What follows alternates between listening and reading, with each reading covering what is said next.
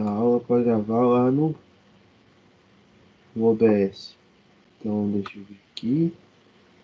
Foi iniciada a gravação. Deixa eu colocar ela aqui para gravar também pelo OBS. Vamos ver aqui na gravação. Deixa eu só ver um negócio. Será que esse trem tava gravando de tarde? Parar.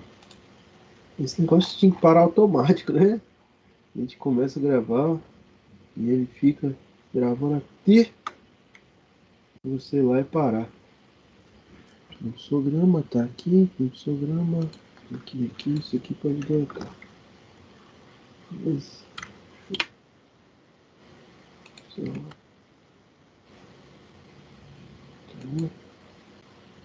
tá iniciada a gravação. Tá. Voltando. Aqui. Deixa eu só terminar de deletar os arquivos e a gente já começa.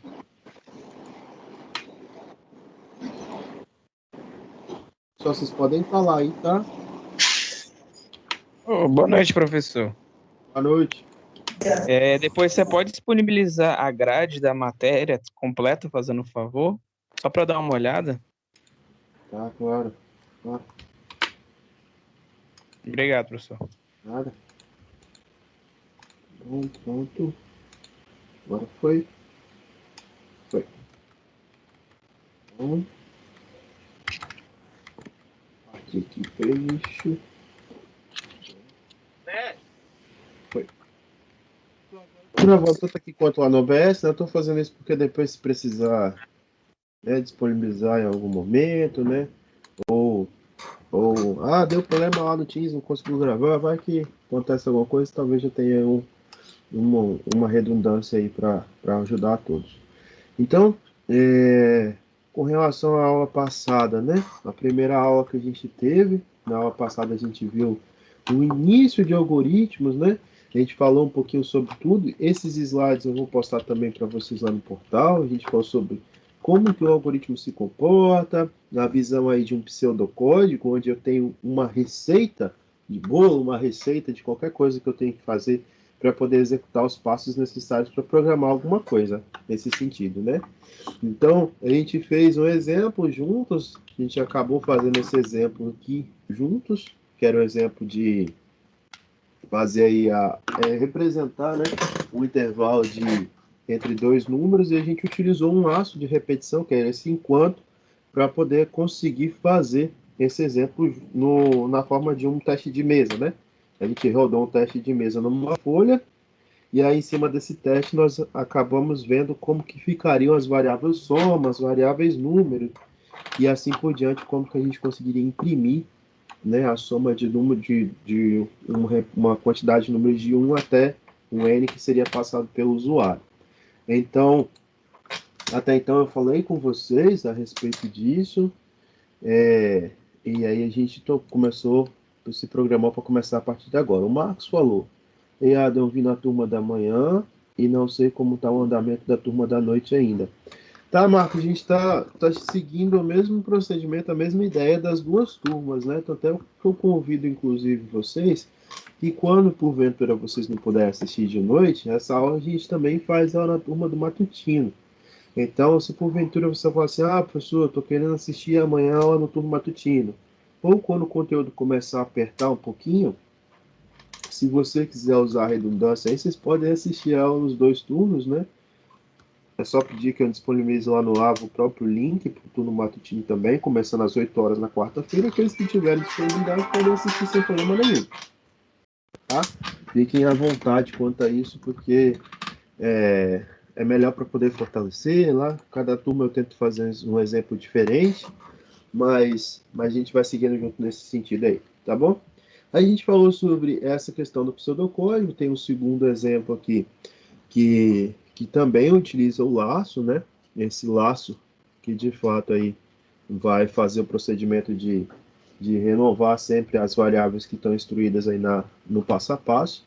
E eu até deixei como para vocês uma etapa para vocês fazerem em casa, que eu falei assim, vocês vão para casa né? Vão fazer algum tipo de procedimento na rua, tentem imaginar um procedimento lógico para a execução disso que você for fazer, qualquer coisa que vocês forem fazer. Então, se vocês conseguirem imaginar uma lógica para executar isso, a gente consegue, de fato, chegar, né, em um parâmetro específico para poder gerar aí uma solução que seja viável para a nossa análise.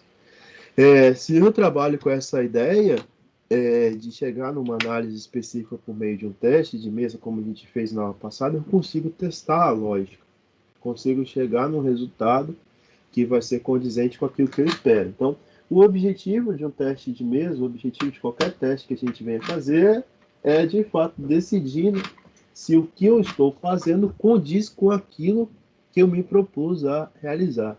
Ou seja, se a lógica que eu criei, no final vai executar aquilo que eu preciso que ela faça. Então, esse teste de mesa é muito valioso e a gente pode fazer livres, como nós fizemos na aula passada, a gente pode colocar uma tabela e ir preenchendo os valores em cada instância, né, em cada rotação ali do laço, para a gente conseguir, de fato, verificar qual que vai ser o procedimento final do andamento do algoritmo. Lembra que eu falei com vocês na aula passada que o algoritmo em si, ele é muito mais o pensamento lógico do que qualquer sistema de avaliação. A avaliação do algoritmo em si, o procedimento de execução, nada mais é, nada menos do que uma regra. Se vocês definem a regra bem executada, colocar a lógica é a menor dos problemas, né? Passar essa lógica para a programação é o menor dos problemas. A grande questão está na lógica. Porque a forma como eu vou escrever o laço, ela é padrão. Ela é padrão para qualquer circunstância de análise. A forma como eu vou escrever uma estrutura condicional, ela é padrão e assim por diante. Então, tudo que é padrão é uma receita. Eu vou lá, sigo e consigo de fato executar, mas a lógica não. A lógica ela deve ser muito bem ponderada segundo os objetivos que a gente quer encontrar. Então, lembrar aí de fazer sempre esse teste de mesa quando vocês estiverem com o pensamento efetivo na execução do seu trabalho, da sua lógica em si, né? Que seria aí, por exemplo, eu li o primeiro N, o primeiro valor, o N o soma, eu vou somando esse valor aqui em uma unidade, aqui eu vou, de fato, realizando a soma do valor com N, que seria a pergunta que a gente quer responder com o processamento do algoritmo. Mas tudo isso que a gente viu na aula passada, nós estávamos nos referindo a um pseudocódigo, ou seja, aquela ideia de criar uma lógica que pudesse ser respondida através do comportamento humano e em cima dessa lógica nós pudéssemos passar, né, uma interpretação de como que eu iria programar isso, pseudocódigo. Existe uma segunda forma, que é por onde a gente introduz a aula de hoje, de também passar uma lógica. E aí essa segunda forma, que são os fluxogramas, elas são formas muito ricas de passar a informação, porque muitas vezes a gente consegue simplificar visualmente aquilo que a gente quer de fato passar no papel, que de fato a gente quer constituir com uma lógica. Então tem uma palavra que é muito efetiva aí, né? Uma frase que vocês estão vendo aí, uma imagem vale mais do que 1000 palavras. Se eu tivesse uma sequência de códigos, né? Uma sequência corrida de... Pode falar? No meu aqui só tá aparecendo a foto do pessoal da turma. Deixa eu ver se a gente vai aqui compartilhando. Foi agora? Valeu. Tranquilo, agora tô vendo. Agora foi, né? Então, essa imagem aí que eu já estava falando, já estava conversando a respeito e todo mundo nem estava compartilhando, né? O resto a gente viu da aula passada, então a gente começa daqui mesmo. Essa ideia de criar um fluxograma é muito pertinente porque quando a gente trabalha principalmente com desenvolvimento de algoritmos, às vezes, com o passar do tempo, a gente vai ter 2.000 linhas, 3.000 linhas, 4.000 linhas, dependendo do programa de execução. Existem programas que a gente, de fato, tem a possibilidade de se perder na execução, porque são processamentos bem divididos. Se forem com lógicas pontuais, a gente consegue dividir um programa em várias instâncias, né, várias partes, mas o processamento ele fica muito grande. Então, se eu fosse acompanhar a leitura de um programa por completo em 4.000 linhas, eu poderia ter uma confusão muito grande na hora de interpretar a lógica que o colega quer fazer. Imagina que eu pego agora um programa deixado aí pelo Caio ou pelo Lucas, né, desenvolver um programa, eu pego para poder interpretar o que esse programa faz. Se eu não tiver um guia, se eu não tiver uma forma de fato, interpretar aquilo que está descrito no programa, eu posso simplesmente perder tudo aquilo, ou não entender. Então, os fluxogramas, eles têm como base aí deixar um caminho trilhado da forma visual, e em cima dessa forma visual eu conseguir definir a lógica do que eu preciso executar. Então, a gente sempre se assimila, né, que um algoritmo nada mais é do que um texto, uma sequência de instruções que eu preciso de passar para o computador executar. Para qualquer linguagem de programação é isso que a gente vai fazer, uma sequência de instrução. Por mais complexa ou menos complexa que ela seja, linguagem de máquina, estruturada ou orientada a objeto, no final o que eu tenho que passar para esse tipo de situação, esse ambiente, né, é de fato uma sequência de instruções. Se essa sequência de instruções ela não é bem legível ou eu não consigo entender, eu tenho que, além dessa sequência de instruções, indicar o que eu estou fazendo. Isso quando a gente faz a sangue quente, ou seja, se eu estiver desenvolvendo um algoritmo hoje, pegar e continuar amanhã, depois de amanhã, assim por diante, eu não vou ter problema nenhum. Eu vou conseguir continuar o fluxo que eu estou alimentando com o passar do tempo. Isso aí é lógico, né? O problema está, principalmente quando a gente trabalha nessas circunstâncias, é que existem sistemas, existem algoritmos, né? Que se eu deixar aquilo ali um mês parado, na hora que eu retomar para poder observar, para eu poder conseguir de fato executar de novo, continuar da onde eu parei, eu não vou conseguir entender a lógica, né? Pensa aí, se vocês pegam um exercício, né, por menor que seja a complexidade desse exercício, se vocês executaram hoje e passar aquele exercício, deixar aquele exercício daqui 2, 3 meses, vocês vão olhar e vão ter que visualizar o que vocês fizeram, se for um exercício mais complexo. Se for fácil, não, mas se for mais complexo, sim. Então, o algoritmo é uma coisa. Quando a gente vai desenvolver qualquer situação, eu tenho que a necessidade de criar um fluxograma aí para poder ajudar, né, nesse procedimento e chegar numa solução que seja o mais guiado possível. Então, esse fluxograma eu vou adiantar. Muitas coisas que eu deixo nos slides para vocês, eu deixo justamente para as pessoas que ou perderam a aula ou que vão acessar depois, para vocês terem uma ideia, né, do fluxo contínuo do que a gente está vendo. Então, muita coisa a gente vai falando, mas também está alimentado no texto. Por isso que às vezes eu passo um pouco rápido em relação ao texto.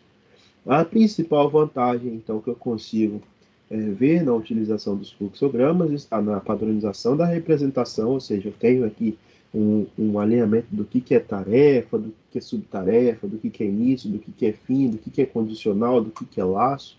Eu permito aí descrever com maior rapidez um conjunto de tarefas, várias operações, em cima de um único fluxo de algoritmos e facilita a leitura do compreendimento, do entendimento de uma atividade como um todo.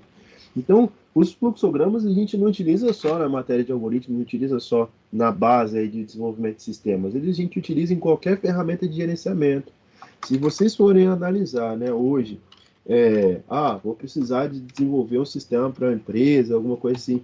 Quando você chegar com algo para apresentar, esse aqui é o Visio, tá, pessoal? O Microsoft Visio, uma ferramenta da Microsoft também, que é uma ferramenta especializada para desenvolver fluxograma. Olha que legal. Se eu clicar aqui em criar, né, eu já vou ter aqui a ideia de um fluxograma para poder desenvolver. Se eu clico aqui, ó, vou inserir um processo, posso lá colocar esse processo para poder ser executado, uma subtarefa dentro da tarefa que a gente está analisando aqui. Então, eu vou, de fato, criando uma tarefa por meio de um fluxograma e aqui eu vou alimentando quais são as ideias que eu preciso de criar para poder executar uma tarefa que eu tenho. Isso é da parte gerencial. Só que a parte gerencial também consta como se fosse uma lista de instruções. Se eu tenho que montar um carro, né? Se eu tenho aí a ideia de montar um carro, eu não vou simplesmente deixar o processo fluir sem nenhum controle. Então, eu tenho aí também atividades que têm predecedência, atividades que devem ser executadas uma antes das outras, né? Para poder conseguir, de fato, ter êxito lá na montagem, confecção, pintura do carro. Então, no algoritmo, uma ideia básica que a gente pode visualizar é essa cara aqui. Ó. Se eu quisesse, por exemplo, imprimir o maior valor lido entre dois números, valor A e valor B. Primeira coisa que eu tenho que fazer é o quê? Solicitar ler esses dois números. Encontrar, né, a partir de qualquer ambiente que eu esteja, seja ler do teclado, seja ler de qualquer outro lugar, A e B. Então, se eu tenho os valores A e B, eu entro aqui numa estrutura de condição, né, que a gente chama de condicional, e a partir desse condicional, o que, que eu faço? Eu consigo verificar, ó, se o A for maior que B, eu já vou imprimir o A. Se não, se o A não for maior do que o B, porque o B é maior do que o A, mas eu tenho que imprimir o B. Então, o que, que eu faço? A recebe B, agora o A está valendo o voo de B, eu vou lá e imprimo o voo de A, que na verdade eu estou imprimindo quem? O próprio B. Então, quando a gente visualiza esse tipo de fluxograma, a gente já vê uma configuração prévia de um sistema que eu estou analisando. Se eu pensar na base dos símbolos para um fluxograma, essas elipses iniciais, elas sempre vão representar aí a estrutura bem definida por onde eu vou começar aquela operação e qual é o fecho da operação. Então, eu posso ter um início e um fim, que é o mais comum, eu ter aí padronizado quando que eu vou iniciar, a partir de qual atividade, e um fim, a partir de qual atividade eu vou finalizar, ou quais atividades vão me levar ao fim. Ou eu posso ter ainda associado a esses dois elementos, né, uma atividade que seja intermediária, mas que seja, de fato, a finalização de um fluxo de tarefas. Pode não ser a palavra fim, mas o imprima X já seria o que eu preciso encontrar com o desenvolvimento do meu projeto, do meu sistema que eu estou ponderando. Tá, professor, então eu consigo visualizar que tanto essas três tarefas aqui, início, fim e imprima X, as três são sempre elipses que vão sinalizar o início e o fecho de qualquer situação no fluxograma. Exatamente. Se a gente fosse voltar aqui para o próprio sisteminha, né, que a gente estava analisando, ó, essa aqui seria uma situação de início, bem definida, e aqui eu tenho uma situação de fim, ou parar, está descrito aqui. Esse processo e esse processo, por situações diferentes, eles levam ao fim. São caminhos diferentes que vão finalizar na mesma opção. Poderia ter caminhos aqui retroalimentados e tudo mais, mas neste caso aqui a gente tem dois caminhos e você trilhando por esse ou por esse, você vai chegar nesse final. Então, trabalhando com essa ideia de que eu consigo bem definir as tarefas iniciais e finais, eu também preciso saber que, além das tarefas iniciais e finais, eu também posso definir as operações. Quais são as operações que eu posso executar em um processo, em um algoritmo qualquer? Ah, eu vou somar uma variável, eu vou multiplicar, eu vou fazer um decremento, eu vou fazer com que imprima alguma coisa na tela, que leia alguma coisa na tela, não sei. O processamento que você tiver que fazer, seja com dados, seja com uma variável qualquer, ele vai depender da sua necessidade. Mas se eu definir isso aqui, ó, aqui nesse trecho do programa, eu preciso de uma função que vai somar, multiplicar, uma função que vai calcular o maior número, que vai buscar o número que seja tenha a menor representação, enfim, o que eu tiver que colocar nessas caixinhas aqui, eu vou de fato buscar e eu vou realizar depois. Isso é muito importante, principalmente na análise de desenvolvimento de sistemas, né, desenvolvimento de algoritmos, porque quando a gente trabalha com o desenvolvimento profissional desse tipo de ferramenta, aí eu me volto principalmente para a galera que é da computação, né? O desenvolvimento da ferramenta de computação, desenvolvimento de sistemas de computação, muitas vezes ele não é um desenvolvimento individual. Existem tarefas, principalmente no ambiente corporativo, que as operações são divididas em equipes. Então, uma equipe pode desenvolver uma tarefa e outra equipe pode desenvolver outra tarefa e ambas as tarefas fazerem parte da mesma atividade, do mesmo fluxograma, do mesmo processamento que eu preciso entregar. Então, nem sempre uma equipe de desenvolvimento, uma equipe que vai fazer alguma coisa no ambiente corporativo, ela vai começar o desenvolvimento e vai entregar o desenvolvimento fechado. Às vezes ela é responsável por frações daquele desenvolvimento, às vezes ela é responsável por atividades. Então eu defino, olha, você vai entrar com isso e isso, você precisa sair com isso e isso. O restante que você vai fazer, o problema é seu. Faz lá, desenvolve e me entrega. Na verdade, o desenvolvimento de sistemas parte por essa premissa. Não me importa o que tem aqui dentro dessa caixa preta, como que ele vai fazer para somar, como que ele vai fazer para calcular uma série, uma integral, uma derivada, um limite, uma função, qualquer, não vai me importar. Quando eu vou calcular aqui, ó, eu vou lá e jogo na calculadora o seno, quero saber o seno de 60, 170, não me importa o que a calculadora está fazendo para ela me entregar esse valor, porque eu quero saber o valor, não é verdade? Mas ela faz uma série de operações. Então aqui para a gente é a mesma coisa. tem uma lista de atividades, essas atividades podem ser realizadas de forma individual ou conjunta, mas eu tenho os padrões de entrada e saída que eu devo respeitar. Se eu já deixo essa lógica bem definida numa estrutura, eu consigo dividir as tarefas para poder conseguir definir se o que eu estou entregando de fato condiz com aquilo que é esperado, principalmente pelo campo de vista da lógica. Além dessas estruturas que são as atividades, né, desenvolvidas, nós também podemos ter as estruturas condicionais, que são aquelas estruturas que trazem para a gente a situação de uma condição. A verificação, eu preciso de verificar se o número é maior do que o outro, eu preciso de verificar se isso é verdadeiro, se isso é falso, e são justamente essas estruturas representadas por losango. Então, toda estrutura representada no fluxograma por meio de um losango, elas são estruturas condicionais, estruturas que vão avaliar. Por sua vez, assim como a gente tem aqui nesse exemplo, ó, eu tenho uma estrutura condicional, uma estrutura de decisão, né? E essa estrutura de decisão ela tem duas representações possíveis. Se eu perguntasse aqui, ó, colocasse uma pergunta aqui, a decisão seria ou um sim ou um não. Então, a partir desse fluxo aqui, sim ou não, eu iria seguir para esse caminho ou para este caminho. Eu teria resultados distintos. Então, é justamente essa ideia que a gente tem, né? A permissão, a possibilidade de mudar de fluxo de acordo com o resultado que eu tenho para esse condicional que é avaliado em uma tarefa qualquer. Tá? Beleza? Para vocês, qualquer coisa, vocês podem interromper. Então, essas tarefas são ligadas por seta, e as setas definem para nós qual que é a predecedência que deve ser executada uma tarefa. Então, primeiro eu vou somar uma unidade a x, e depois eu vou multiplicar, primeiro, depois eu vou multiplicar x por y. Então, eu definir essa ordem. Se a setinha tivesse contrário, né, primeiro eu ia multiplicar x por y, depois eu iria somar uma unidade aí ao resultado, porque x já não seria mais a mesma coisa, né?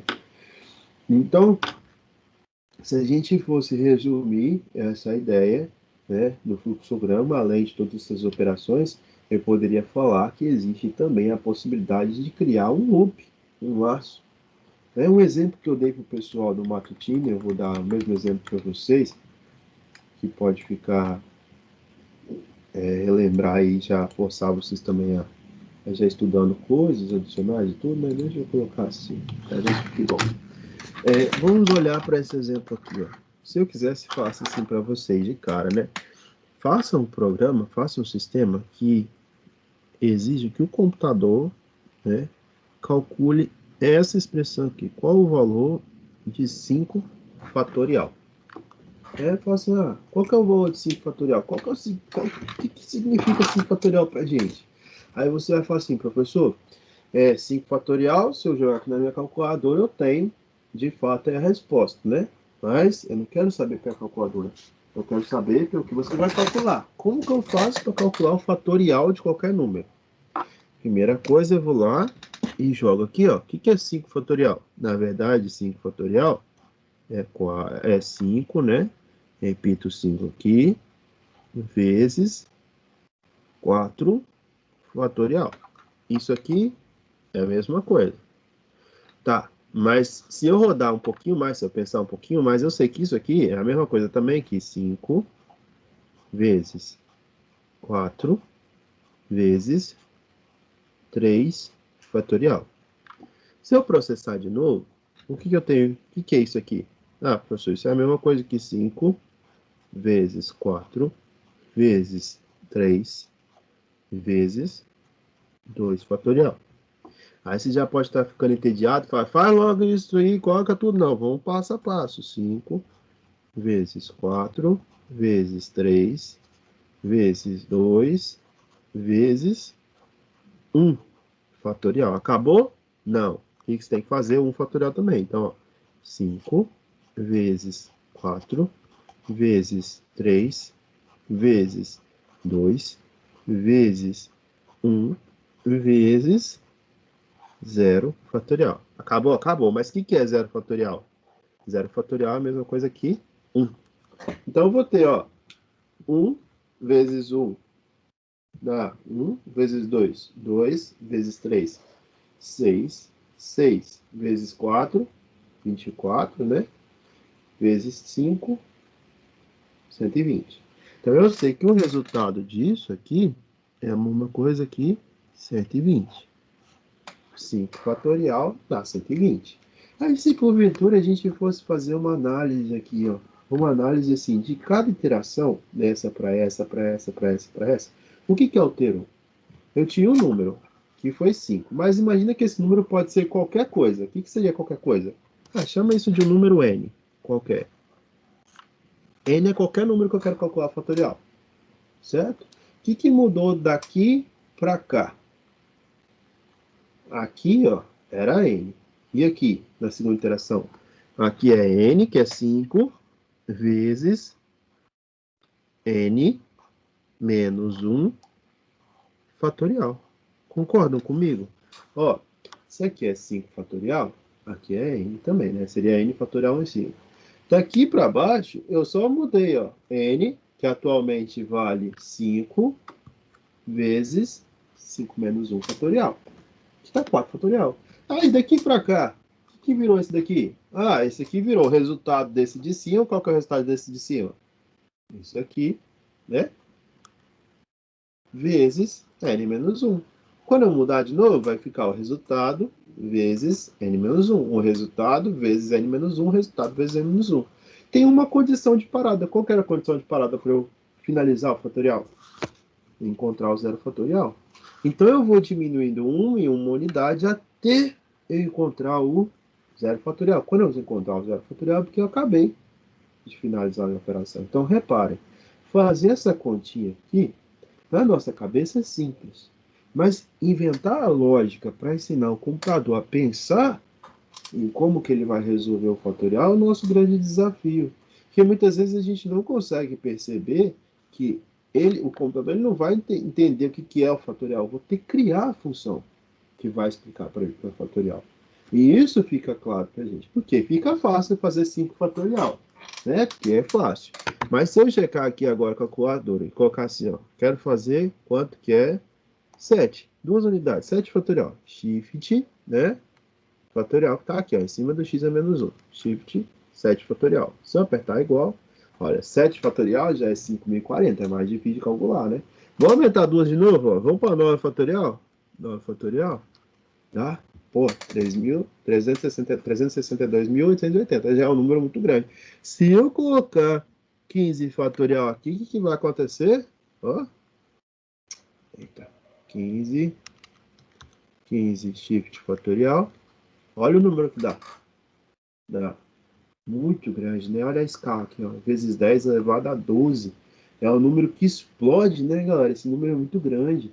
Então, para a gente, na hora de analisar um fatorial, para a gente, humanamente, fazer isso é muito difícil. É muito difícil.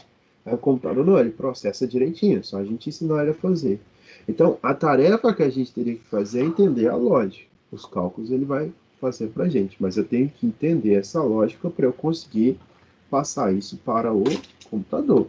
Então, a ideia do fluxograma inicial é eu, a partir dessa lógica, eu conseguir criar um mecanismo que vá responder o comando que eu preciso. Nessa ideia, se eu quero listar números entre dois valores quaisquer, eu vou poder executar esse fluxogramazinho aqui. Imagina que tá em execução justamente esse fluxograma aí, né? Deixa eu chegar lá por aqui, que a gente coloca a câmera ali do lado e a gente faz um teste de mesa para a gente conseguir visualizar se tá ok a lógica. Ó, tá aqui, vou passar isso aqui para cá. Projetar. Por que não atualizou? Ah, não. Atualizou porque não é esse. A gente está fechando este aqui. Este aqui. Esse. Tá. Vou chegar lá. E ele abre isso aqui. Ó, atualizou. Aí, ó. Se a gente fosse resolver esse exercício aí, do jeito que tá? Primeiro, eu vou colocar aqui uma folhinha do lado, né? E tô tentando comprar aquelas mesas digitalizadoras para poder melhorar. Essa folhinha aqui eu já tô cansando dela. Vamos lá. Pra cá. Ó, quando a gente visualiza aqui, então, galera, eu tenho que pensar. Vou começar a ideia de rodar esse fluxograma. Primeira coisa que eu tenho que fazer é chutar dois números para poder testar. Então eu vou chutar aqui. Vou chutar igual a 2 e B igual a 7. Chutei dois números. A igual a 2, B igual a 7. Vou lá, li A e li B. Essa é a primeira etapa, a leitura. A gente já fez. Então a gente acabou de rodar, de fato, aqui essa bolinha aqui, né? Depois, ó, pega e soma uma unidade em A. Então o A pra gente agora tá valendo quanto? Ah, o A agora passa a valer 2 mais 1, tá valendo 3, né? E o que você faz depois na próxima caixa? Imprime o A. Então vai aparecer lá na tela, vamos simular a tela aqui do lado, ó. Vamos imaginar que esse aqui é o prompt de comando, né? Vai aparecer lá na tela o quê? Um negocinho assim, e a gente vai jogar o valor de A lá na tela. Quanto tá valendo A? 3. Né? Imprimiu 3. Depois eu continuo a execução aqui, ó. Tá, imprimiu A e verifico. A, que é 3, é maior do que B? Não, não é. Então eu volto para o laço acima. Volto para cá. O que você vai fazer aqui agora? Você vai pegar o próprio A novamente e vai receber ele mesmo, que é 3, somado a uma unidade. Na hora que eu faço isso, o A passa a valer 4. Termino essa execução aqui, passo para a linha de baixo e vou imprimir o A novamente. Então agora o A vai estar valendo 4. Imprimir lá. Quando eu volto para a pergunta, A é maior ou igual a B? Não, né? 4 não é maior ou igual a 7, então ele retorna para cá, soma uma unidade, A é igual a 4 mais 1, passa a valer 5, passo para a próxima caixinha e imprimo A. Fui lá, imprimiu 5. Venho para cá novamente e faço, né? A pergunta, o A, que é 5, é maior ou igual a B? Não. Então eu venho aqui, somo mais uma unidade, A é igual a 5 mais 1, que é 6. Imprimo 6. 6 vai para lá. Pergunto, 6 é maior ou igual a 7? Não, não é maior. Então eu vou lá, né? E já imprimi o próprio 6 que está lá. Somo uma unidade em 6. 6 aqui mais 1 fica igual a 7. Né? Imprime esse valor do 7 lá. Aí faço a pergunta, né? 7 é maior ou igual a B? Não, 7 é maior ou igual? 7 é igual, né? O A agora não é maior ou igual. O A não é maior, mas ele é igual. Então, se é igual, o que eu faço? Eu saio dessa aqui e finalizo. Eu imprimi, então, todos os números que são de 2 até 7. Né? 2, 3, 4, 5, 6, 7. Beleza, funcionou. Eu consegui, de fato, executar aquilo que eu esperava. Mas é claro, aí você fala, professor, esse exercício aí é tranquilo.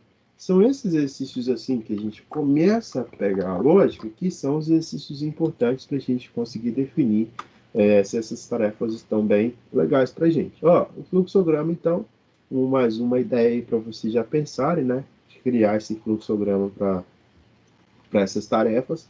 Assim como eu tinha falado com vocês, já pensem lá quando vocês estiverem fazendo pseudocódigo, como vocês poderiam fazer as tarefas simples do dia a dia. Listar isso na forma de uma ordem. Se a gente vai treinando isso pro dia a dia, vocês vão ver que na disciplina vai fluir bem mais rápido na hora que a gente tiver que pensar um pouquinho na lógica. E não vai ter uma lógica única. A principal questão que a gente tem quando a gente trabalha, principalmente com algoritmos, é essa, né? Não existe uma única linguagem que dá certo, uma única lógica que dá certo. São várias lógicas que se podem chegar ao mesmo caminho. Quando a gente tem a mesma lógica em todos os trabalhos, é porque um fez, passou para o outro coleguinha, o outro coleguinha não pensou diferente, copiou. Normalmente as lógicas saem todas diferentes. Então, somente para os problemas que são mais complexos, né? Então, olhando para essa ideia, né, eu tenho um pensamento de refinamento, um pensamento onde toda vez que eu for verificar aquilo que eu já fiz, eu vou ter essa prática agregada, essa prática mais viva cada dia, eu vou conseguir agregar uma solução diferente, uma solução que ela é mais refinada. Então, se eu começo a utilizar isso no meu dia a dia e passo a pensar de uma forma lógica, a gente vai ver que a gente vai ter um número mais baixo de quantidade de refinamentos que eu tenho que fazer na minha solução. Querem um exemplo simples? Olha só. Se eu perguntasse assim para vocês, como vocês fazem para trocar um pneu furado?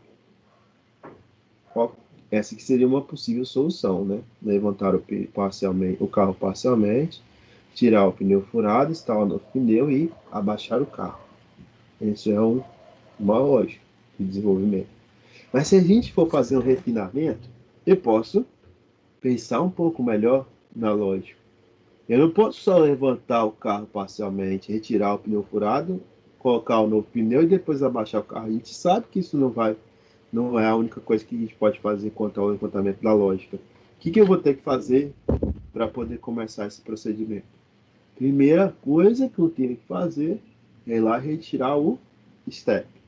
Então, eu retiro o step, levanto o carro, retiro o pneu, instalo o step no pneu, abaixo o carro e aperto o quê? As portas lá. Aí você pode falar assim, tá, professor, mas eu ainda acho, né, na hora da execução, que vai ter uns passos que são intermediários aí. E aí você pode levantar um novo passo. Antes de pegar o step, eu tenho que pegar as ferramentas para retirar. Então, pega as ferramentas, retira o estoque. Antes de levantar o pneu, o que eu tenho que fazer? Instalar uma carga para poder levantar aquilo ali, eu ter condições de retirar. Então, instala o macaco, levanta o carro parcialmente, afrouxa os parafusos, retira o pneu, instala um novo pneu, abaixa o carro, aperta, e depois que eu tenho que fazer, eu vou deixar o pneu furado lá no meio da pista? Não, guardar o pneu. Né? Se eu for fazer isso, eu já começo a ter um pensamento lógico. E essa ideia que eu tentei falar com vocês na aula passada, né? Na hora que vocês se programarem para executar uma tarefa, minha tarefa é ir ao supermercado. Antes de sair ao supermercado, sentem e façam uma reflexão. O que eu vou fazer no supermercado? Faz uma listinha simples. Eu vou comprar isso, isso, isso, isso. Pronto. Executa um passo a passo. Sair para pegar a chave, descer. Depois que você voltar, verifica na sua mente o que você executou de fato para ir executar aquilo que você fez. E também verifica o que você fez de diferente daquilo que você se programou. Você pode falar assim, isso é loucura, professor, isso é loucura, isso aí a gente faz no dia. Mas quando a gente começa a pensar dessa forma, essa preocupação nos detalhes vai fazer com que a gente tenha um programa bem estruturado, uma lógica bem definida e uma solução que, de fato, não vai precisar do retrabalho. Pense que qualquer esquecimento que nós tenhamos em relação a uma lógica que nós definimos ou um procedimento que nós nos projetamos a fazer, é um retrabalho que nós vamos ter por não ter pensado direito. Então, se eu pensar ainda mais nesse valor aqui, existem situações que são possíveis ainda. Não existem? Quais seriam os condicionais nessa situação de trocar um pneu? Olha, o que eu iria fazer se o macaco não estivesse no porta-malas, se porventura você tivesse tirado, emprestado para um amigo, né? Enfim, se não estivesse lá, o que eu iria fazer? Segundo, o que eu iria fazer se o step estivesse vazio, né? Quais seriam os passos intermediários? O que se deve fazer, né? Deve-se sempre puxar o freio de mão antes de executar todas essas operações. Então, se eu não lembrei de puxar o freio de mão, né? Eu levantei o carro, ele pode descer. Na prática, eu sei que eu vou fazer isso, mas essa é a questão. Se eu estou projetando uma lógica, e principalmente em questões que são triviais, uma questão que é trivial para a gente hoje, no desenvolvimento, no andar, trocar o pneu de um carro, pode ser não trivial para uma pessoa que não conhece.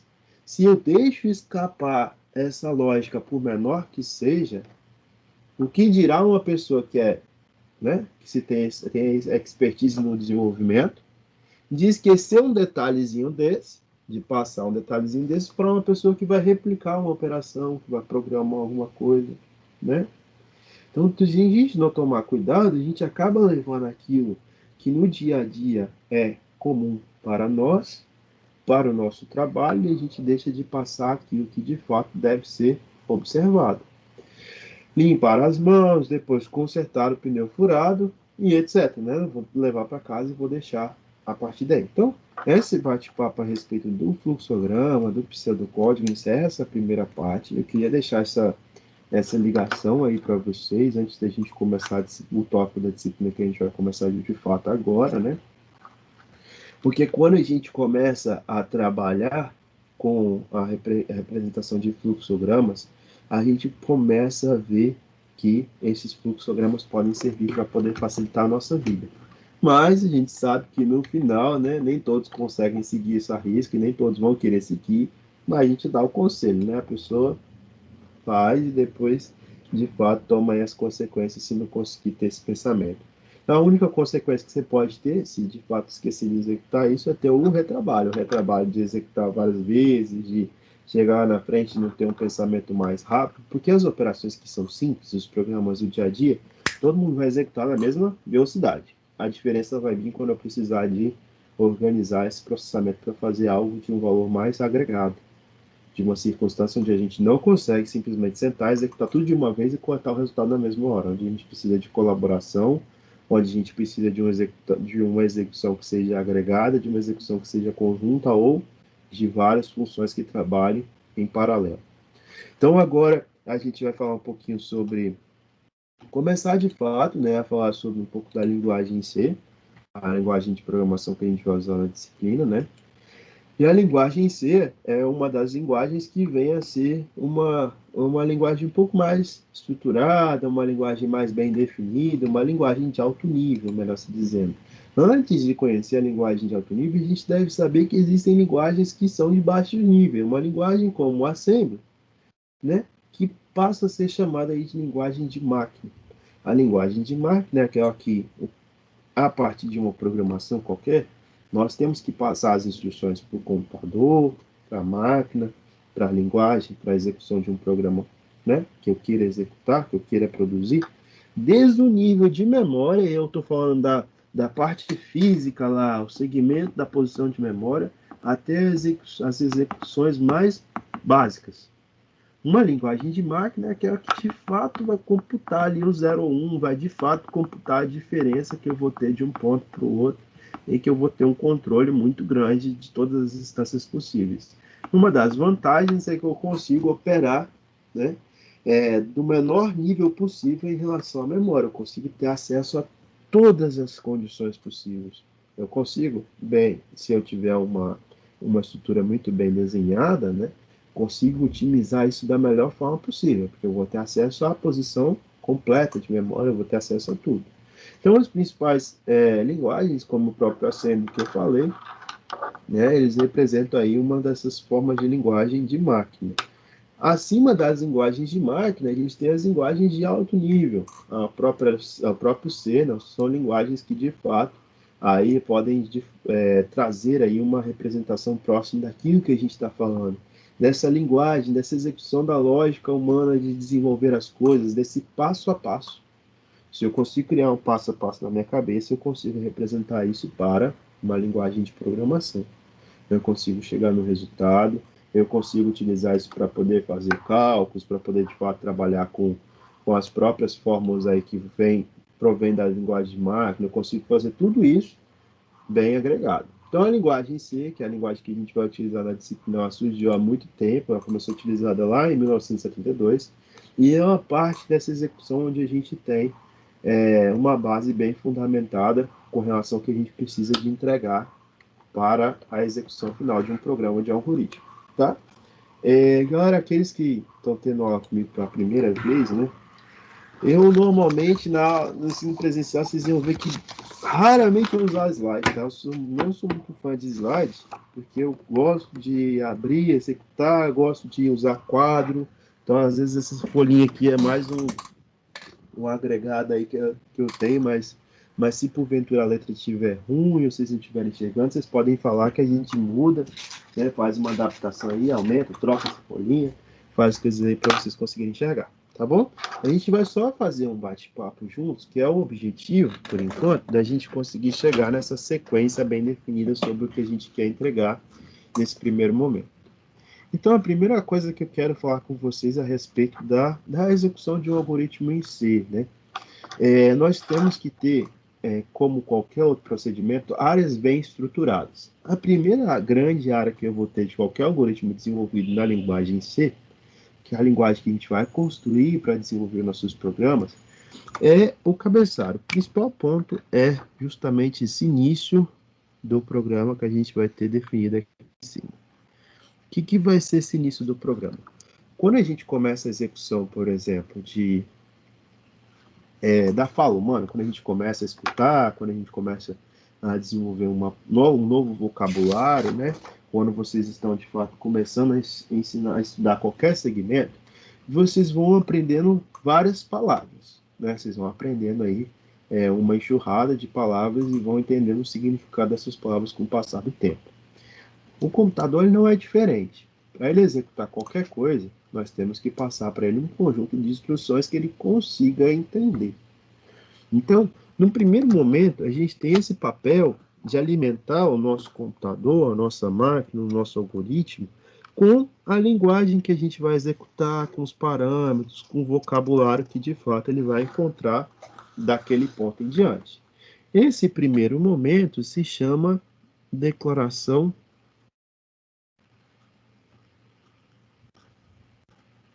das bibliotecas.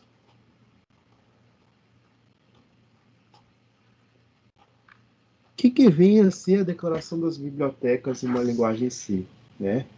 A declaração das bibliotecas é como se eu importasse para o computador tudo que ele vai saber a respeito daquelas linguagens. Ele não sabe, até então, que a operação de escrever na tela é uma palavra específica. Ele não sabe o que o mais faz, o que o vezes faz de cara, ele não sabe. Tem que mostrar, olha, o vezes vai fazer isso. Se eu utilizar 2 mais seguidos, ele vai fazer isso. Se eu colocar um igual, você vai atribuir esse valor que está aqui a esse valor que está à sua esquerda. Então, eu vou ter que construir e passar essas instruções para ele por meio de uma declaração de bibliotecas. E essas bibliotecas, por si só, vão instruir aí as bases para a gente ter um desenvolvimento mais agregado. É como se fosse um pacote que a gente entrega para o computador falando assim, olha, isso aqui é o básico que você precisa de compilar para você conseguir me entender o que eu preciso de executar. Aí você vai lá e entrega para o computador esse básico, essas bibliotecas, tá? Para a gente incluir uma biblioteca na linguagem C, então eu vou fazer um traço assim, ó, e aí a gente vai discutindo a respeito de como que eu vou fazer isso e como que são as instruções passadas para a linguagem, né? Como se fosse uma fala a partir daquilo que a gente está querendo entregar. O que a gente vai escrever, então, para incluir as bibliotecas, sempre vai começar assim, ó, um asterisco, tá? Assim, include. Aí você vai colocar um sinal de maior, um sinal de menor, e aqui dentro você vai colocar o nome da biblioteca que você quer incluir, tá? Então, se eu quiser incluir 3 bibliotecas distintas, include uma biblioteca, include uma segunda biblioteca, inclui uma terceira biblioteca. Uma das bibliotecas mais essenciais da linguagem C se chama stdio.h.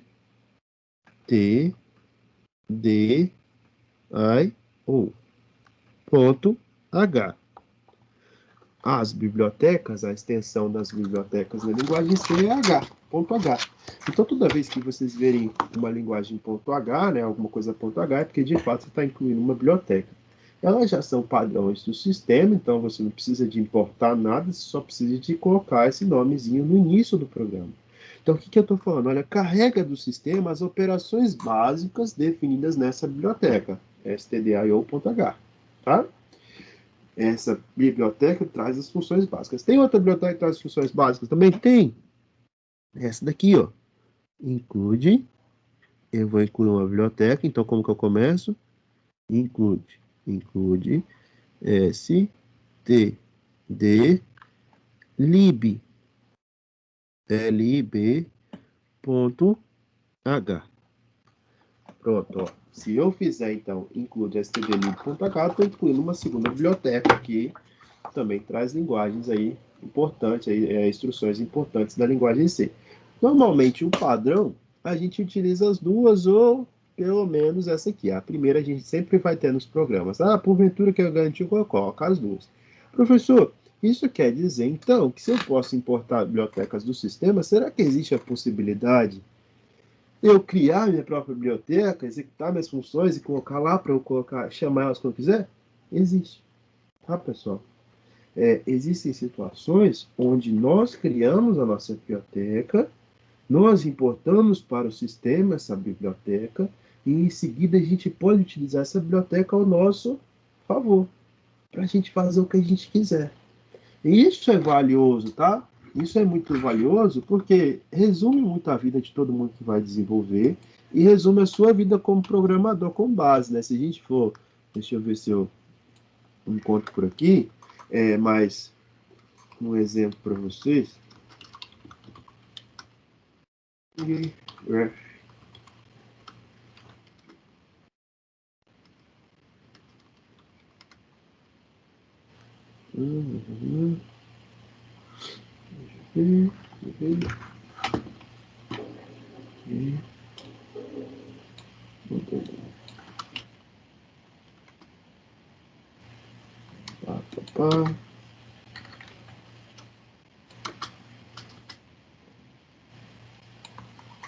Ó, aqui. Bom, quando eu estava terminando a faculdade, no meio da faculdade para o final, eu tive essa ideia exatamente de construir uma biblioteca. E aí a gente construiu uma biblioteca, tá vendo o nome aqui? E essa biblioteca, na verdade, ela trabalhava com um conjunto que a gente chama de grafo, né? A gente foi lá e construiu um conjunto de funções que operavam com grafos. Grafos, para a gente, são estruturas que possuem uma alta complexidade, mas que de fato aí, né, não possuem funções próprias para serem executadas na linguagem padrão. Então, na hora que a gente entregou essa situação para um congresso lá, eles convidaram, né, o artigo para ser publicado nesse livro. Foi publicado, então a gente apresentou fora do país e tal, para ter acesso, você paga, ganhou por isso e tudo. Só que a premissa que a gente tem no desenvolvimento parte de um monte de funções que eu já usava. Eu já usava essas funções no cotidiano, no dia a dia. E no final do desenvolvimento, né, no final da base, a gente começa por onde? Por isso aqui, ó, utilizando duas bibliotecas prontas do sistema. Só que com o passar do tempo, nós vamos percebendo que essas bibliotecas não entregam tudo que a gente vai fazendo.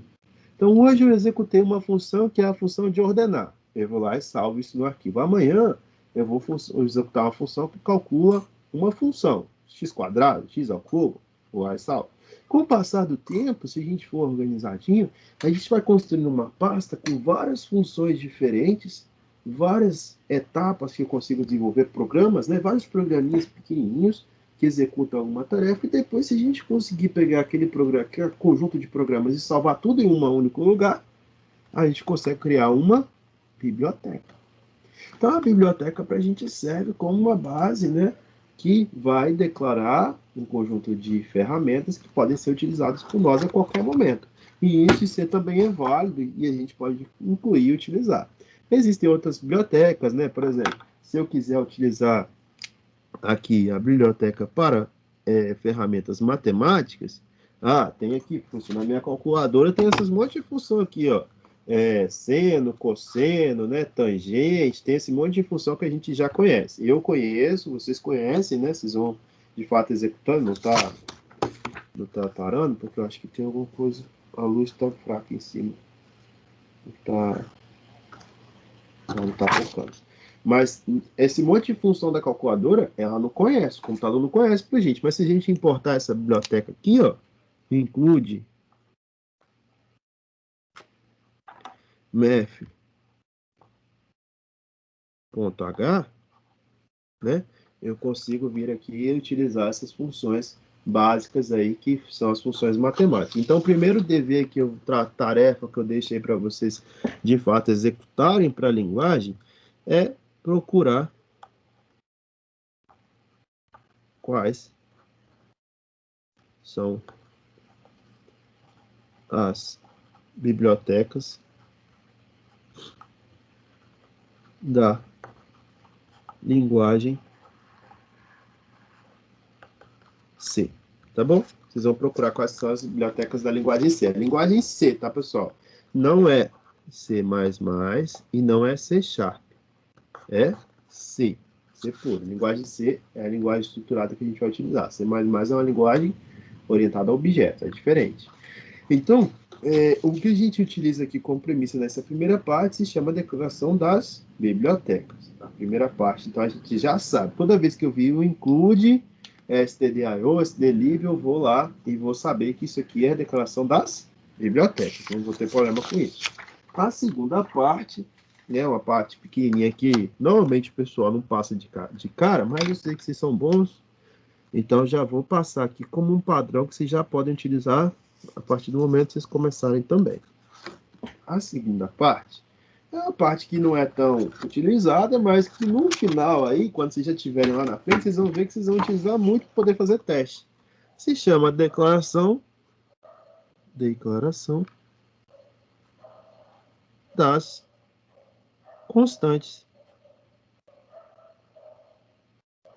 A declaração das constantes, eu sempre vou colocar uma constante quando eu precisar, assim, ao invés de criar lá um elemento 2, um valor 3 ou 4, eu coloco lá um número e eu altero só aquele número, ele altera no programa como um todo. Ah, vou querer fazer a soma de 5 mesmos números. Ao invés de eu colocar 5 na função, eu coloco lá em cima, declarando 5. Se eu quiser fazer a soma de 10, eu vou lá e altero o número. Como que eu faço isso? Para a declaração das constantes, eu venho aqui, coloco um asterisco também, define, assim. Aí eu vou colocar a variável, o número que eu quero para constante, então eu vou colocar aqui um n qualquer, a representação que você quiser, o nome que você quiser, e aqui o valor dela, o valor que você quer que ele assuma. Se eu colocar assim, por exemplo, define n, e aqui eu colocar um 3, toda vez que o programa enxergar o n sozinho, ele vai, na verdade, compilar como se fosse o número 3. Se eu colocar 100, ele vai compilar como 100. Então eu posso alterar isso aqui a qualquer momento, que ele vai alterar onde ele encontrar n. Ao invés de eu usar 3, eu uso n, ele vai fazer essa alteração automática, tá? É útil, não no primeiro momento a gente não parece ser útil, mas depois, quando a gente for chegar nas instruções de repetição, quando a gente fazer os testes, vocês vão ver que é muito útil isso aqui, né? Tá. Declaração das bibliotecas, declaração das constantes. Depois que eu declarei, é como se eu estivesse ali criando um ninho para conseguir chegar e absorver o que vem em seguida, para conseguir chegar e sintetizar tudo que eu preciso adiante. Então, depois que eu declarei as bibliotecas e as constantes, às vezes eu não preciso de declarar isso, mas isso aqui é obrigatório, né? Eu preciso de declarar as bibliotecas, então isso aqui é obrigatório, tá? É importante, é obrigatório, isso aqui é opcional. Depois que eu fizer isso, eu preciso de iniciar o meu programa. Então, o início do programa para a gente, quando a gente for de fato começar qualquer programa, a gente vai começar ele com uma estrutura, tá? Então, eu vou colocar aqui, ó, iniciar. Como que eu faço para poder começar o meu programa, né? O começo de qualquer programa, obrigatoriamente, ele tem que ter esse nomezinho aqui, ó. Main, que é a representação de início, abre parênteses, fecha parênteses, chaves, tá? Main, abre parênteses, fecha parênteses e chaves.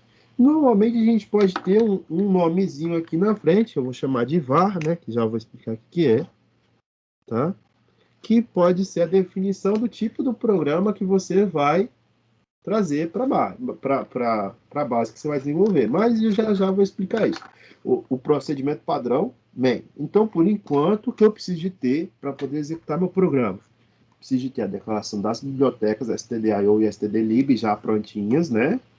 E um main, abre parênteses, fecha parênteses e abre chaves. Umas chaves diretas aqui, tá bom? Vamos dar um pausa nessa folhinha aqui e vamos fazer um pensamento agora agregado para a gente ir sedimentando informação. O objetivo é sempre esse, sedimentando para que todo mundo receba a informação da maneira correta. Primeira coisa, pessoal, a gente tem que imaginar que o computador nada mais é do que uma sequência, né, física de espaçamentos de memória. Então, eu tenho aqui uma sequência numérica de memória, essa sequência é ordenada normalmente, E aqui eu tenho vários campos, né? Os bytes, que são, por sua vez, são divididos em bits e assim por diante. Então, eu tenho aqui várias sequências de memória. Se porventura aqui eu tenho uma memória capsulada aqui desses vários campinhos aqui, cada campo aí com um padrão pré-definido, e eu falo assim para vocês, eu falo, olha, computador, eu quero escrever uma frase aqui agora. Separa aí para mim um espaço de memória que seja possível escrever 100 páginas. 100 páginas. E aí você vai lá, ocupa esse espaço de memória com uma única página. Você vê aqui, simplesmente ocupou só com isso aqui. Uma única página não, né? Uma única frase. Você vê que ocupou isso aqui daquelas 100 páginas separadas. Você ocupou um único espaço de memória. O que vai ficar acontecendo? O que vai acontecer de fato com aquelas 99 páginas e 22 linhas que você não usou? Elas vão ficar ociosas e não vão poder ser utilizadas por nenhuma outra tarefa. A diferença crucial que eu tenho aí para o desenvolvimento de algoritmos, né, na base aqui, na base onde a gente programa, é que a gente pode reservar espaço de memória, a gente pode pedir, a gente pode separar a memória para a gente utilizar da forma como a gente quiser, a gente pode, de fato, consumir mais memória, consumir menos, mas a gestão dessa memória é importante, porque, olha, se eu sei que eu vou utilizar um espaço para escrever um nome, eu não preciso disso tudo aqui, preciso só desse espaço, o resto pode ser liberado, né? Então, imagina o seguinte, segundo ponto, eu vou criar um programa e aí eu quero salvar o número de acidentes, né, semanais que eu tenho aqui na empresa. Vou colocar assim, eu posso ter 1, 2, 3, 4, posso ter 0 acidentes, né? Repare, a quantidade de acidentes, ela é uma variável o quê? Inteira. Não tem como eu ter meio acidente. A pessoa teve acidente ou não. E por menor que seja, ela teve acidente. Se eu mudar agora o número de filhos dos funcionários, o número de filhos dos alunos, não tem como eu ter meio filho. É meu cachorro, é meio filho. Não. Por fim, ser seu cachorro. É 1, 2, 3 filhos. Né? Então, quando a gente trabalha aqui com essa ideia do desenvolvimento agregado das variáveis, aqui eu vou ter um tipo de número, que é o inteiro, e isso aqui vai ocupar um intervalo de memória. Então, na escala dos números, se eu tiver uma variável que ela é inteira, um número inteiro, né? Vou colocar um O aqui inteiro, para C, na linguagem C, ele entende inteiro como esse nomezinho aqui, ó, int. Int. Quando a gente digita int, ele automaticamente entende que a gente está chamando aquele número ali de inteiro. Aqui é a representação de inteiro.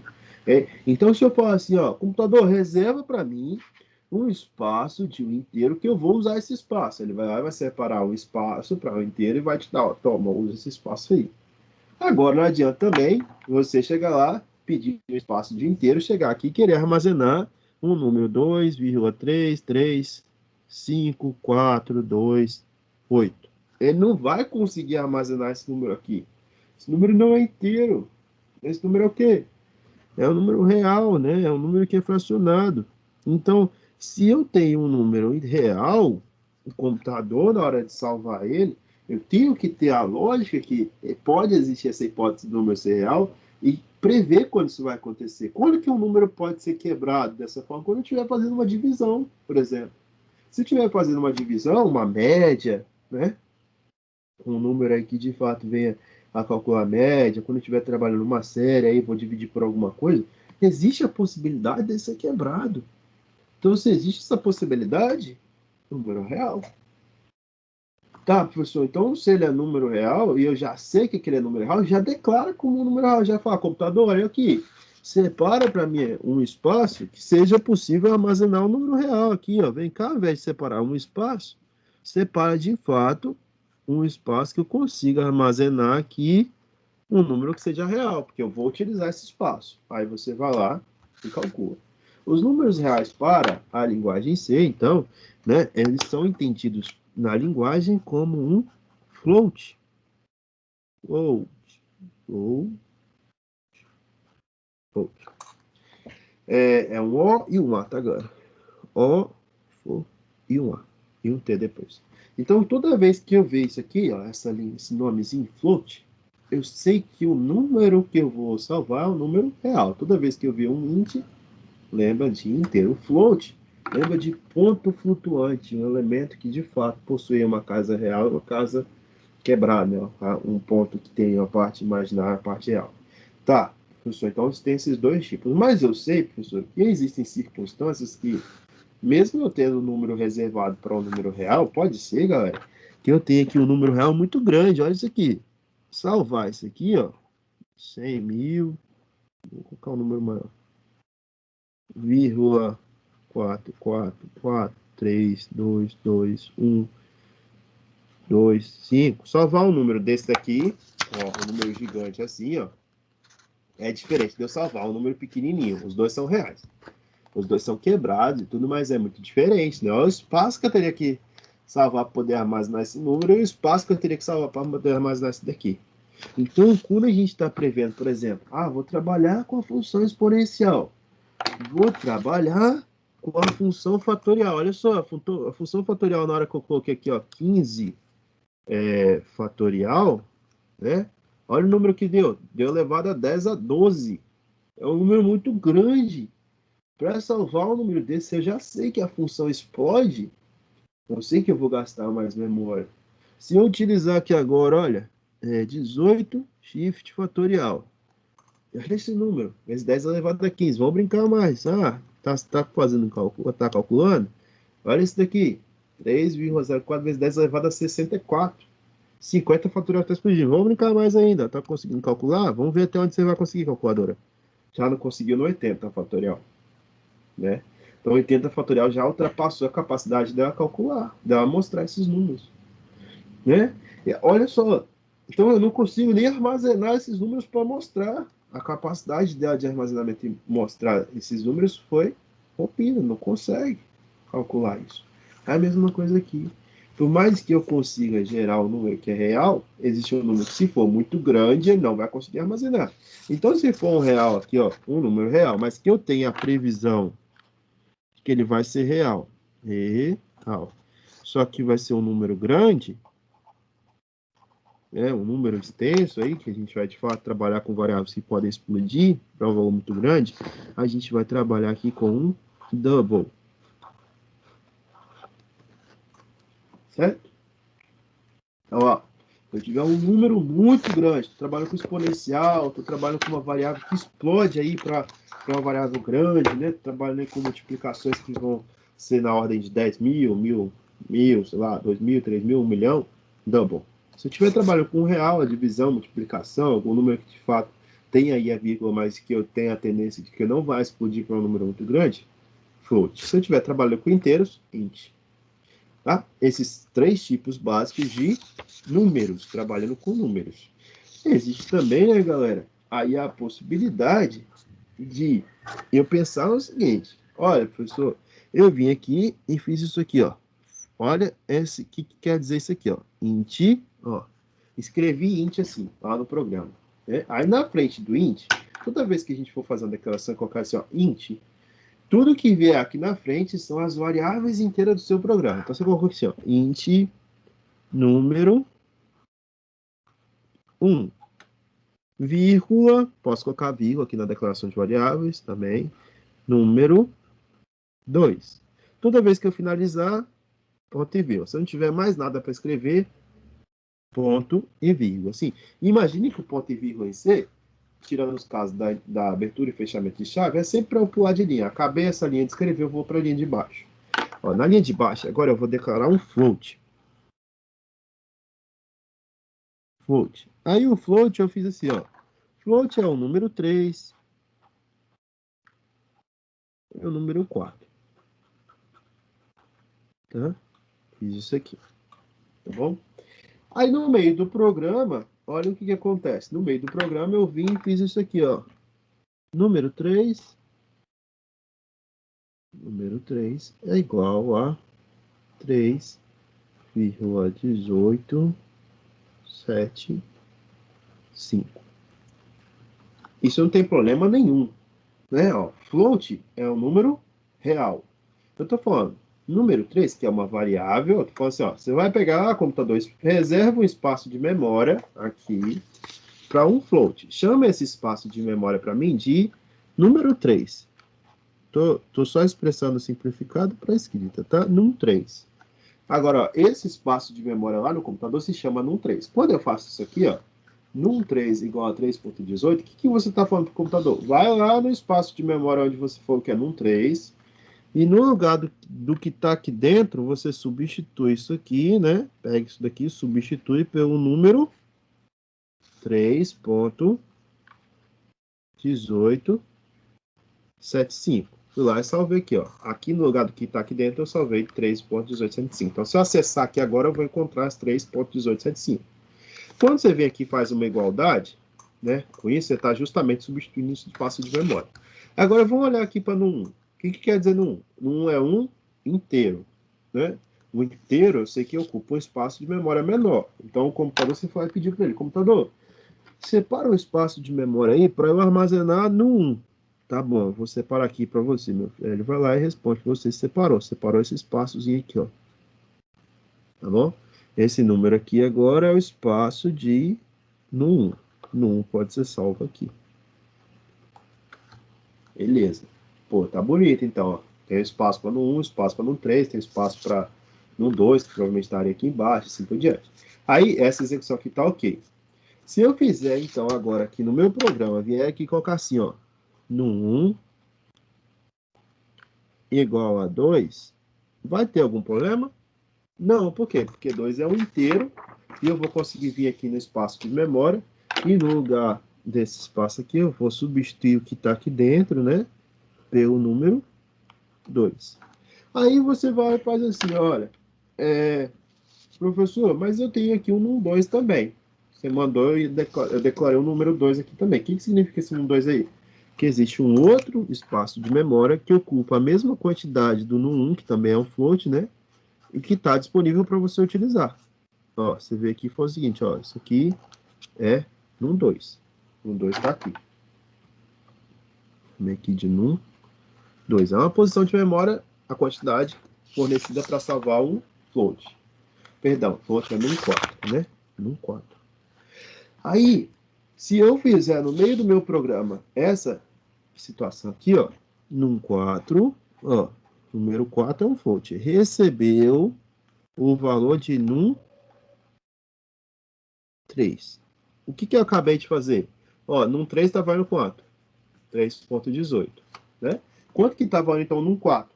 Ó, num 4, se está igual a num 3, está valendo 3.1875. Então, eu vim aqui no lugar de num 4, o computador vai vir aqui e vai salvar lá no lugar de num 4 também, 3,1875. Se porventura isso aqui acontecer, não tem problema nenhum, ó. Estou trabalhando com o mesmo tipo de variável. Qual que é o problema? Que é também legal, interessante vocês ficarem sabendo. Olha, se agora eu pego num 2, num 2 é o quê?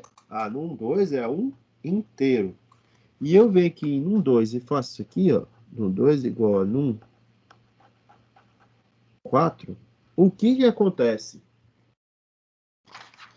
Num 2, professor, ele é um espaço de memória. Assim como a gente tinha aqui para no 1, no 2 é um espaçozinho desse de memória aqui, ó. Ele está reservado apenas esse espaço aqui para ele. No 2.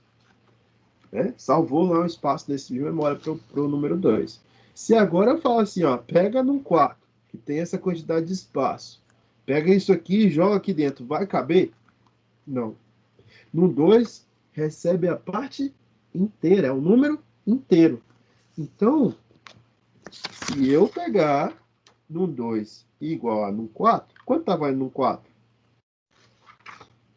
No 4 está valendo 3.1875. Qual que é a parte inteira de número 4? 3. Né? A parte inteira é 3. Então, como o meu num 2 é um valor inteiro, ele tem a capacidade de salvar o inteiro, o que ele vai fazer é armazenar a parte inteira de num 4. Ele vai excluir a parte imaginária, a parte real, e vai só salvar a parte inteira. Então, num 2 estaria valendo 3. Isso é uma grande assim, percepção que a gente tem que ter quanto ao espaçamento de memória desde o início, porque quando eu vou pensar no desenvolvimento de algoritmos, eu tenho que pensar que eu trabalho com memória. Essa é a grande dificuldade que a galera tem, principalmente com declaração. Eu tenho que sempre imaginar que o objetivo que eu tenho de chamar de int, float, double ou qualquer outro tipo de variável em C, nada mais, nada menos, indica para a gente a quantidade de memórias que eu vou estar separando para salvar aquela variável. Se eu separei uma variável muito grande e coloquei ali dentro uma variável pequenininha, não vai ter problema nenhum para salvar. Olha, eu poderia salvar no 1, no 3 e no 4, recebendo no 1 ou no 2, porque o espaço de memória é maior. Então não tem problema nenhum. Mas o que vai acontecer é que eu vou estar desperdiçando memória para salvar um número pequeno. Então, às vezes, a gente ter esse gerenciamento é importante para a gente não cometer além do inverso, ou seja, tentar salvar um campo de memória que é menor daquilo que a gente precisa receber, ou eu ultrapassar a capacidade de fazer isso e tentar forçar a barra e depois ele ter alguma complicação no desenvolvimento. Às vezes a lógica está certinha, o errado está o tipo de variáveis. Então, por base, né, eu tenho 3 tipos quanto ao número, 3 tipos básicos: o inteiro, o real e o float, né? O inteiro, o float e o double. Inteiro, real e um real muito grande. Mas aí você pode falar assim, tá, professor, isso aí tá tranquilo. Número para mim tá tranquilo, eu faço engenharia, não tem nada com isso. Meu problema é com as letras, né? Quando eu tenho que estudar. Professor, Pode falar. só a pergunta, nesse caso aí que você falou do exemplo do, se me corrija aí se eu estiver errado, do num 3 ser igual a num 4. Aí depois você querer salvar ele no espaço que você separou para um número inteiro. A linguagem C, ela tem alguma possibilidade de arredondar para cima? Tipo, se no lugar de 3,18 fosse 3,98, ele Não, arredondaria para 4 ou salvaria 3? trabalha 3. Tá ok, Tá? valeu. Tipo assim, ele vai pegar literalmente, ele não consegue nem ver as próximas aqui, ó. Ele vai só visualizar, só vai conseguir ter acesso à parte real. Ele não consegue interpretar o que é isso. Eu não consigo visualizar aqui, isso é 3,18. Eu vou visualizar o seguinte, ó, pega para mim a parte real, com a parte inteira. Qual que é a parte inteira? 3, salva ela. Se fosse 3,9999, pega a parte inteira, salva ela. Ele só vai conseguir ver a parte inteira.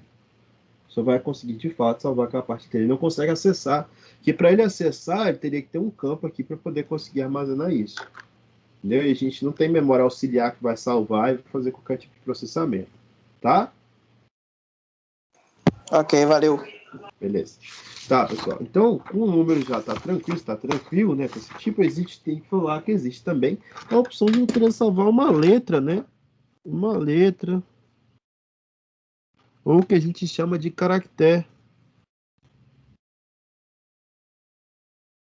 O que é uma letra ou um caractere de maneira geral? Uma letra ou um caractere pode ser, por exemplo, eu quero salvar uma exclamação, quero salvar um e, um asterisco, um vezes, um mais, qualquer situação aqui do teclado que não seja número. Quero salvar como letra, às vezes até um número como própria letra ou caractere, na forma, né, de uma letra ou caractere, que eu não vou processar esse dado. Então, quando eu quiser salvar uma letra ou um caractere, um campo de memória específico, eu vou utilizar o nome char. Então, char para a gente é a representação de que eu vou precisar de reservar um espaço para uma letra ou um caractere especial qualquer. É qualquer campo aí que vocês vejam aí no teclado de vocês. Até mesmo o próprio número, mas sem imaginar que ele é um número calculado. Sim, um caractere especial aí da sequência que você tem. Então, tem os caracteres e existe ainda a possibilidade de eu querer salvar uma palavra, né, ou uma frase,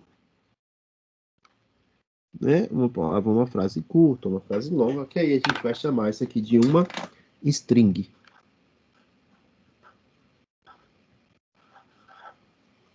Então, os tipos básicos assim da linguagem C, é certo que existe outros, né? Existe um número maior que o double ainda, né? Existe um número que a gente vai ver que a gente pode ser maior que aquele número real maior ainda. Existem outras situações onde a gente pode aumentar essa capacidade de memória.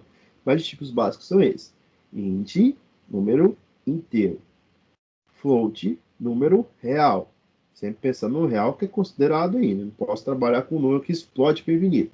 Double, um número que explode, um número muito grande. A gente evita usar o double porque a gente separa uma posição muito grande de memória. Depois, char, que é para quando a gente for utilizar strings ou palavras ou caracteres especiais. E quando eu quiser utilizar uma palavra, uma frase, que é o caso, vou preencher aqui com o endereço de memória, o endereço de memória, o endereço de onde você mora, vou preencher aqui com o seu nome completo. Aqueles campos lá são strings. Né? Se eu fizer um programa lá que tem que receber o endereço, tem que receber o nome, tem que receber alguma informação na forma aí de uma frase ou uma palavra, string. Existe uma string curta e uma string longa. Qual que é a diferença? A diferença é a quantidade de espaço de memória que você vai ter que armazenar. Eu deixo ali, sei lá, 50 espaços para poder conseguir salvar. Então, seria uma frase curta. Se for uma frase maior, vou deixando isso aí de acordo com a possibilidade. Não posso deixar infinito para o cara chegar a escrever a quantidade que ele quer, porque senão vai ficar muito grande e eu não vou ter opção de salvar isso da melhor forma possível. Então, essas são as 5 opções básicas e vai ficar aí para casa, né? O segundo tarefa, né? Além de procurar quais são as bibliotecas, procurar o tamanho de cada tipo de variável em C. Então, além das bibliotecas, tem que procurar qual que é o tamanho. Quanto de memória eu armazeno para um inteiro, quanto de memória eu armazeno para um char, quanto de memória eu armazeno para uma string. Isso é interessante saber, né? Depois a gente sempre tem que ir se aperfeiçoando para a gente entender. Voltamos para a nossa folhinha. Então, professor, declarei as bibliotecas, declarei as constantes e iniciei o meu programa. Aqui, então, nesse var main, pode aparecer int, pode aparecer char, pode aparecer float, pode aparecer string, pode aparecer qualquer tipo de retorno que eu vou ter do meu programa aqui, tá bom? Esse var aqui é o tipo de variável que eu posso retornar do meu programa. Aí você pode falar assim, professor, mas é obrigatório ter esse var aqui, algum nome, int, main? Não é obrigatório. Normalmente a gente coloca para poder deixar o programa ali retornando um ok. Vamos dizer assim, tá tudo certo. 0 se tiver tudo certo. Então a gente deixa lá o parâmetro para poder fazer isso. Então depois que eu iniciei, coloquei um main, parênteses, fecha parênteses, abre chaves, o que eu tenho que ter no meu programa? O que a gente acabou de ver, que é declaração das variáveis. Então, aqui, ó, na declaração das variáveis, eu vou colocar quais as variáveis que eu vou usar no meu programa e qual o tipo delas. Aqui, nessa parte, é muito importante. Normalmente, o que eu até aconselho para a galera, você vai executando as coisas, né? Depois você volta e preenche com o tipo de variável. Às vezes você não sabe quais são todas as variáveis que você vai utilizar na hora que você começa o desenvolvimento do programa, ou da lógica. Então, você deixa para declarar as variáveis depois, se já tiver com a lógica bem definida na cabeça. Então, ó, a declaração das variáveis, então, vai poder ser utilizada aí, né? Variáveis. Quais são os tipos de variáveis que a gente viu? Int, float, double, ou colocar o char. A string a gente deixa para depois. Essas variáveis aqui a gente pode ter N elementos aqui na frente. Se, por exemplo, eu não usar char, eu não coloco.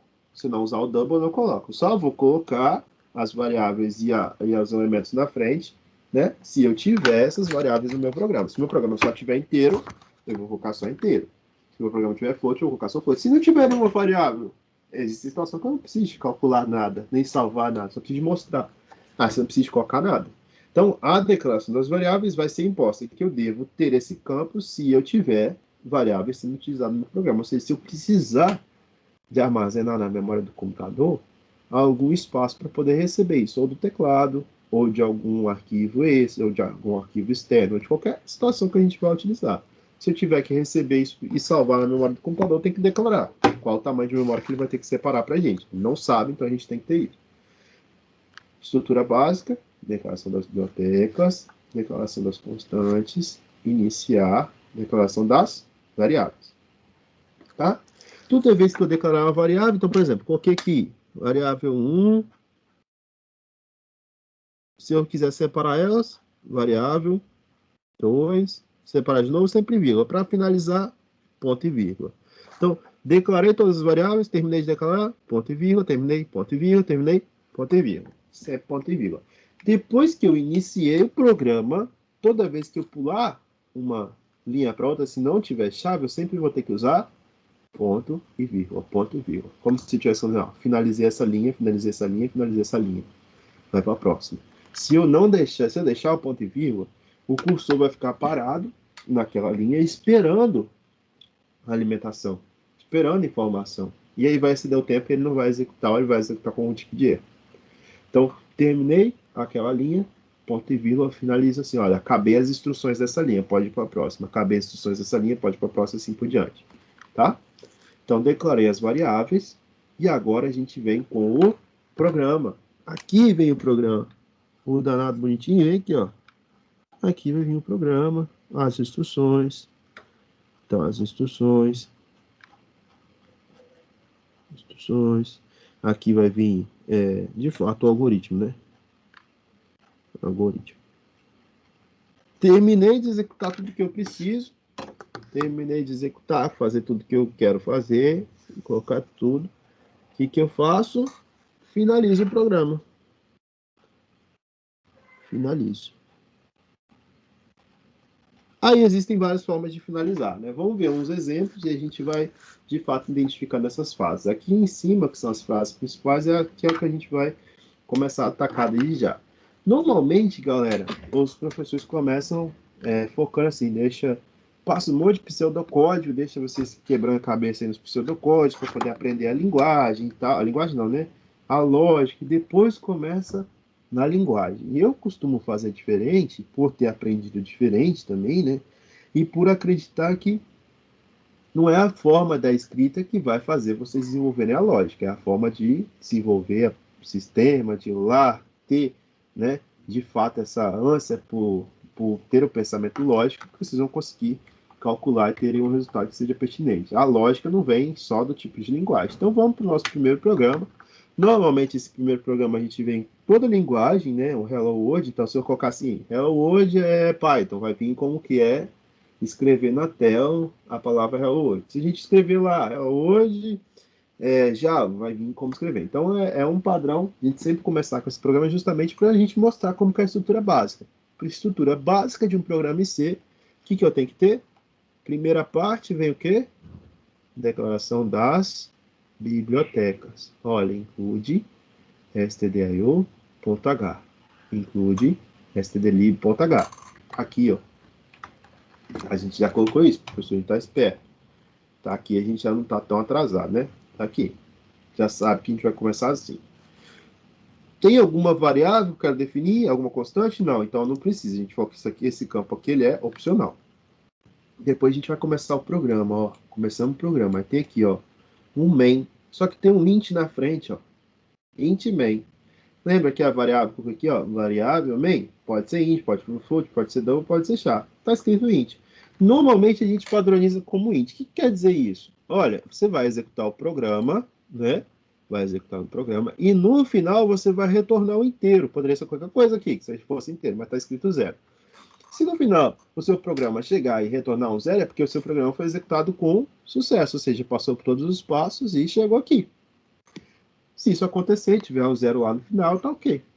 Então, a ideia que a gente tem disso é começar o programa justamente com essa cara aqui, ó, bibliotecas, coloca o int main e finaliza ele com return 0 e fecha chaves. Então, uma das formas de a gente fazer isso, a gente colocar aqui um int main e aqui colocar o 0 no final. Se eu colocasse um float main aqui, seria colocar um número, um float. Se eu colocasse um char main aqui, seria colocar uma letra. Essas vão ser as diferenças. A gente padroniza o int porque é o que a gente mais encontra na literatura e para poder ter uma representação. Então, para começar, isso é padrão. Essa escrita aqui é o início. É como se fosse aquele fluxograma, aquela elipse de início. E o fim, professor, é como se fosse essa elipse de fim. Aí tem uma funçãozinha aqui, ó, que se chama System Pause. O que é esse System Pause, galera? O System Pause para a gente é a forma que eu tenho para poder jogar na tela e parar. Porque senão qualquer execução que eu faço no computador, ele executa e fecha. Ele executou e acabou a execução. Então esse System Pause é uma função pronta também, que vem lá das bibliotecas que a gente importou. E essa função pausa a tela, deixa a tela paradinha para você ver o que foi feito, porque senão a tela apaga no mesmo momento. Então a gente coloca ele para poder pausar. Às vezes só com retorno a gente já faz isso, mas essas são as duas formas que a gente tem aí de fato de finalizar o programa. Se eu excluir o int, só deixar main, eu excluo esse return e só deixo o system pause. Aí a escolha vai ser de vocês. Existe um padrão, como eu falei, mas existe um indicado.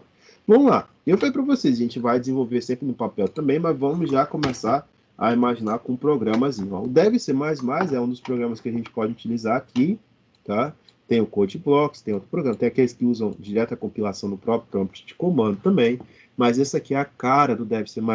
Eu vou soltar um vídeo dos próprios alunos do ano passado que fizeram a disciplina de PEI, né, de prática de extensão, e fizeram umas boas práticas de programação e lá eles ensinam a instalar o Dev. Então eu vou depois soltar esse vídeo lá no portal para vocês, para aqueles que quiserem instalar, instalarem, né? Então tá aqui, ó, você vê nesse new aqui, nesse novo, vai abrir um novo projeto na nova fonte, né? Aqui você vai salva já, ó, salva como, e você vai salvar eu como, sei lá, programa 1, né? E salva como um ponto C, C++, como tá aqui, ó. Salva, já pode salvar. Pronto. Na hora que eu salvo, tudo que for da base de C vai ser destacado. Então, ó, se eu digitar aqui, ó, include, tá faltando o quê? Asterisco, né? Asterisco aqui. Eu tô com um tecladozinho ferrado aqui, que se eu colocar o notebook fica difícil de digitar. Esse asterisco, include, aí ó, o que eu tenho que colocar? Menor, né? E vim colocar a importação da biblioteca. Qual a biblioteca que eu tenho que colocar aqui? A gente já viu. Tem que colocar include stdio e stdlib. Então eu venho aqui agora e vou colocar de fato essas bibliotecas. Uma aqui em cima, stdio.h, quer dizer que eu estou importando uma biblioteca. Depois, ó, faço a mesma coisa, não estou dentro do main, então não preciso de ponto e vírgula ainda. Vem aqui e importa a segunda biblioteca. Include, né, stdlib.h.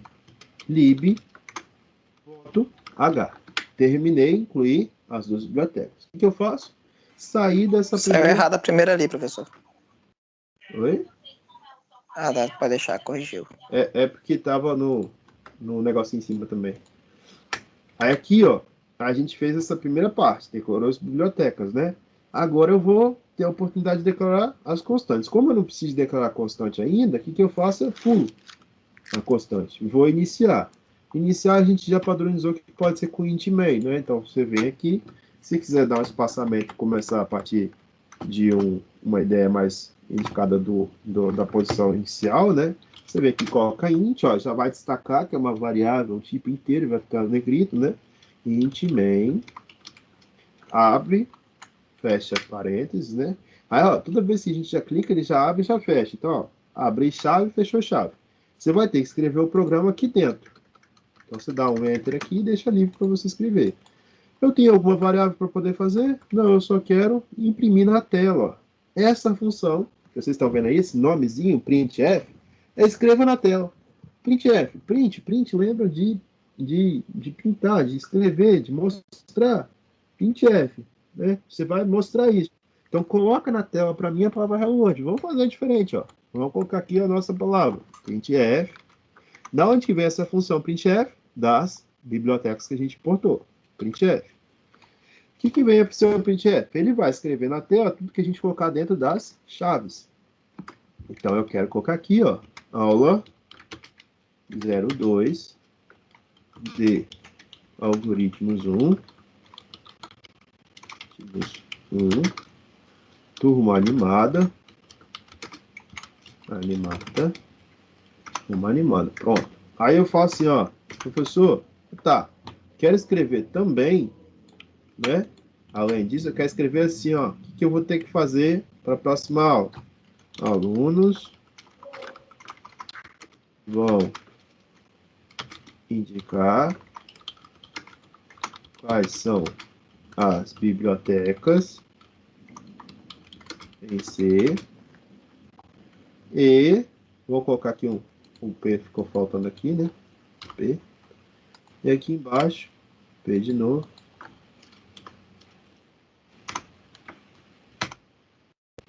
e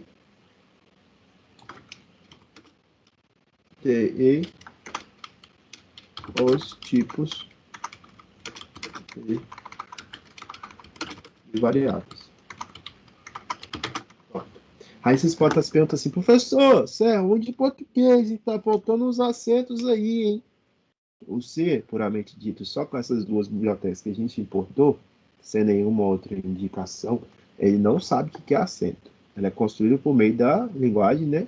Que não utiliza esses acentos. Então, para a gente importar os acentos e utilizar, a gente também vai ter que fazer uma manipulação. Talvez pode ser aí uma dica que vocês já procuraram. Se não, se a gente colocar acento, o que vai acontecer? Vai dar problema. Qualquer acento que eu colocar aí vai dar na linguagem, na hora de imprimir, ele não vai entender, ele não vai conseguir imprimir. Então, a gente também vai ter que importar alguma coisinha para poder reconhecer acentos. Ó, terminei aqui, né? O que eu preciso de fazer agora? Preciso de colocar aqui, ó, o System Pause, né? Que é para parar a tela. Coloca S minúsculo, tá bom, galera? Ele reconhece a diferença de minúsculo para maiúsculo, como não é em algumas linguagens, o C é diferente. Se eu colocar um N maiúsculo, um N maiúsculo, ele vai saber a distinção. Então, tem que tomar cuidado. Se a minha variável tiver minúsculo e outro maiúsculo, ele não vai saber que é a mesma coisa. Por menor que seja a diferença, se tiver um maiúsculo e minúsculo, ele vai fazer distinção. Então, System, minúsculo, depois abre parênteses, fecha parênteses, isso é padrão, como eu falei, né? Pause. Aí tem outras bibliotecas, tá? Tem o System Color, que você pode mudar a cor de fundo. Tem outras coisas que a gente pode depois ir brincando, né? Essa ideia de brincar e deixar o programa esteticamente agradável vai partir de vocês. Então, por fim aqui, né? O que eu faço? Terminei. Como eu falei aqui, ó, meu programa vai retornar o inteiro se tiver ok. O que eu faço? Return 0. Vai dizer que está tudo ok. Terminei aqui. O que eu tenho que colocar aqui agora? Se não tiver esquecido, ponto e vírgula, ponto e vírgula, ponto e vírgula. Tudo que tiver entre as chaves, que não seja, né, as próprias chaves, Ô, devem professor, receber ponto e vírgula. Pode falar. a gente sabe que a estrutura main, ela retorna um inteiro. Tem como utilizar esse retorno em algum lugar ou simplesmente é só para encerrar o código? Depois, isso aqui é mais uma introdução, porque depois a gente vai utilizar esse return nas funções para ele retornar, por exemplo, estou dentro de uma função. Aí, ao invés dele retornar o zero, ele retorna o valor de uma função, valor de uma operação, valor de uma variável, que é passado para outra função. Então, o return, ele inicialmente está sendo utilizado assim, mas ele pode ser, de fato, utilizado para outros segmentos, que seria retornar ou um valor, uma sequência de valores, pode retornar 2, 3 valores, pode retornar qualquer coisa. Entendeu? Aqui é só para poder passar esse final aí, do que ele O está trazendo. retorno do main, ele é utilizado em algum lugar? O retorno do main, não. Ele vai finalizar o algoritmo. Mas quando a gente for processar isso dentro de uma função, ou seja, dentro de outro programa, aí ele pode ser utilizado. Imagina que isso aqui é uma função, que pode ser utilizada por outro programa. Aí esse retorno dele poderia ser passado para esse outro programa. Por enquanto, não. Tá? É só para poder obrigado. finalizar a operação. Se eu vier aqui executar, galera, ó, vocês vêm aqui nessa caixinha aqui, ó, compilar e rodar, né? Aí vai abrir o prompt indicando isso, ó. Aula 2, aula 2 de algoritmos 1, turma animada. Aí o que aconteceu? Ele não entende que você vai pular a linha. Você tem que falar para ele que você vai pular a linha. O que ele fez? Emendou aqui, ó. Alunos vão indicar quais são as bibliotecas em C e os tipos de variáveis. Pressione qualquer tecla para continuar. Pronto, finalizou e deixou assim. Então, galera, quando a gente vai utilizar isso aqui, eu posso utilizar meios para poder deixar isso organizado, que são esses caracteres especiais que ajudam na edição. Então, por exemplo, se eu colocar barra N, barra N, barra N, ele salta a linha. Eu posso, quero começar do meio da tela, então eu dou um barra N aqui. Se eu quiser pular a partir daqui também outras linhas, ó, barra N, ele pode só sair. E a partir daqui do final, posso dar um barra N também para aquele promptzinho que a gente viu lá ficar na parte de baixo. Então, barra N contra barra N, né? E executar de novo. Se eu finalizar aqui, ó, vou fechar, né? E vou compilar de novo o programa. O que vai acontecer? Ó, a diferença que deu. Aula 2 de algoritmos 1. Pulou 2 linhas e escreveu isso. Depois ele vem, pula 3 linhas, 1, 2, 3 linhas, e escreve: alunos vão indicar quais são as bibliotecas em C. barra n, e os tipos de variáveis, né? Está aqui embaixo, os tipos de variáveis, pressione qualquer tecla para continuar. Né? Se eu quisesse ter colocado isso aqui embaixo, por exemplo, na hora de executar, ele iria pular apenas aquele segmento lá. Não, acho que não fechei? Não fechei. Fecha aqui e executa. Aí executei e apareceu a diferença. Cadê? Opa, cá. A diferença é que agora saltou de linha e esse pressione qualquer tecla para continuar está embaixo. Se eu pressionar qualquer tecla, aí vai aparecer o retorno, ó, retorno 0, tá vendo? Retornou o valor 0, que é justamente o que a gente tem aqui de retorno, né? Esse pressione qualquer tecla vem do System Pause, depois quando eu pressiono, ele vai lá e dá o valor 0, que de fato executou todo o programa. Ah, professor, não quero colocar, quero tirar esse return 0 aqui, né? Quero deixar sem isso, e quero deixar esse main puro. Assim, se eu executar isso aqui, ele vai funcionar do mesmo jeito, ó. Perdão. Vai funcionar do mesmo jeito. Só que quando eu apertar Enter, ele vai dar a representação aqui da própria coisa salva e vai finalizar por parte. Essa ideia da representação de colocar o int, colocar o return, é mais deixar já um padrão, né, sobre o que a gente vai utilizar, porque lá na frente, quando a gente for utilizar a função, quando a gente for modular o programa, a gente vai ver que a gente vai precisar de definir sempre o tipo da variável que ela vai retornar, o tipo do programa que ele vai retornar, o tipo do programa que ele vai retornar. Por exemplo, eu quero fazer uma função que seja uma calculadora. Então, eu vou ter que ter um menu que escolha aí se eu quero somar, subtrair, multiplicar e dividir. A operação de soma, ele tem que retornar o número somado. A operação de divisão tem que retornar o número dividido. A operação de multiplicação, o número dividido, multiplicado, assim por diante. Né? Mas se for dois números inteiros, talvez a soma de dois números inteiros também dê um inteiro. Mas e a divisão? A divisão não dá. Dá um float. Então, talvez tenha que declarar isso de forma diferente. Né? Se a gente for olhar assim para o programa, a gente tem que observar e já conseguir visualizar essa estrutura. Essa estrutura aqui bem definida. Ó. Início. Qual que é o início do programa que a gente já definiu? Declaração das variáveis, o int main, que é o padrão, essa cara aqui inicial, que é o padrão, bem definido. Né? As operações, quais são as operações? Ah, eu quero escrever na tela Hello World. Então, essa operação aqui de escrever na tela. Quero finalizar o meu programa. Vou deixar lá pausado para poder utilizar aí, de fato o System Pause. Quero retornar um 0 quando finalizar tudo. Enfim. Então, se eu consigo mapear isso, ó, eu consigo falar, olha, aqui são as declarações globais, ou seja, servem para todos os programas que eu tiver daqui para baixo. Tudo que eu executar daqui para baixo vai ter aí a importação dessas bibliotecas. Vou poder utilizar funções que são dessas bibliotecas. O int main, o início do programa. Printf, escrever uma mensagem na tela de saída, né, no prompt de saída. O System Pause faz uma pausa antes de terminar o programa. O return 0 retorna um código de erro 0 para o sistema operacional informando que está tudo ok. Ou seja, eu executei tudo e consegui chegar no feedback que eu preciso, né, o próprio sistema, para o próprio sistema operacional. E por fim aí, né, que é de fato o fim do programa, que é finalizar a chave. O início do programa, abrir a chave do meio e finalizar, sempre fechar com a chave.